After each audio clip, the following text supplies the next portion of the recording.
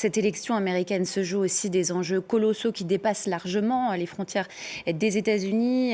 On en parle avec vous, Antoine Mariotti. Bonjour à vous. Quelles sont les premières réactions à l'international ?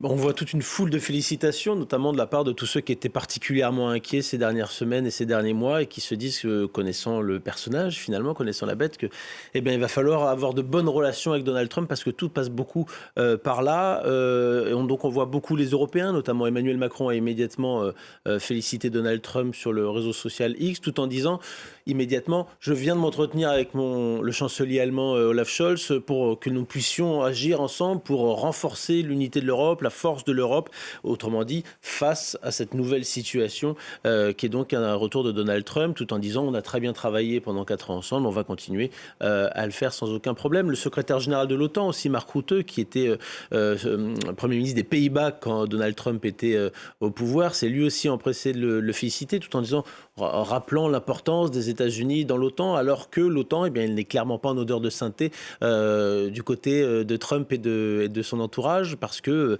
il reproche à beaucoup de membres de l'OTAN, par exemple, de ne pas financer suffisamment. Vous savez qu'il faut avoir un certain seuil de dépenses pour les affaires de défense quand vous faites partie de l'OTAN. Et ça, c'est un des chevaux de bataille de Donald Trump, qui a d'ailleurs dit que vous avez l'article 5 dans l'OTAN qui fait que si l'un des membres de l'Alliance est attaqué, immédiatement, tous les autres doivent venir le défendre militairement. Et lui a dit publiquement, moi, certains États, je ne viendrai pas les défendre, même si c'est la Russie, et peut-être même que j'encouragerai les autres à venir les attaquer. Donc, vous voyez, on est dans une situation qui est assez nouvelle de ce côté-là, avec beaucoup de réactions. En revanche, évidemment, vous avez une réaction particulièrement enthousiaste, qui est celle des membres du gouvernement israélien, à commencer par Benjamin Netanyahou, qui était le premier à dégainer, en le félicitant, en disant qu'il y avait le renouveau, finalement, d'une nouvelle alliance, de la grande alliance entre Israël et l'Amérique. Le nouveau ministre de la Défense, qui a été nommé hier soir, après le limogeage de Yoav Gallant, donc Israël Katz, a lui aussi réagi en félicitant Donald Trump. C'était évidemment très attendu du côté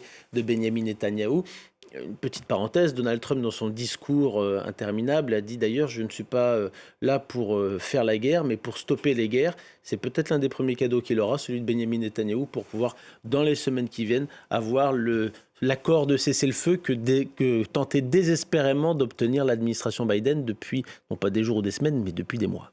Et puis, avant de vous donner la parole, peut-être un mot sur la réaction de Volodymyr Zelensky, le dossier ukrainien qui est évidemment sur la table.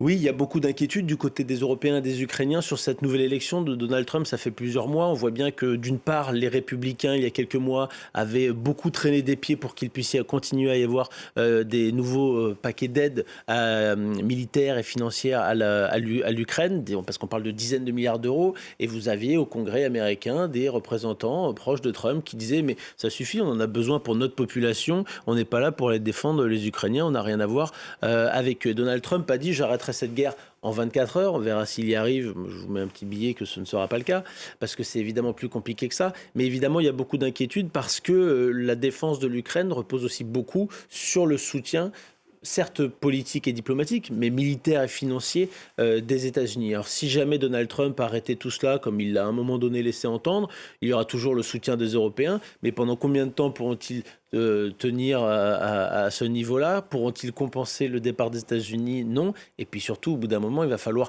arriver à faire en sorte que l'Ukraine puisse prendre le dessus sur l'Ukraine pour mettre un terme à cette guerre. Et sans l'aide des États-Unis, ce sera évidemment extrêmement compliqué, si ce n'est impossible.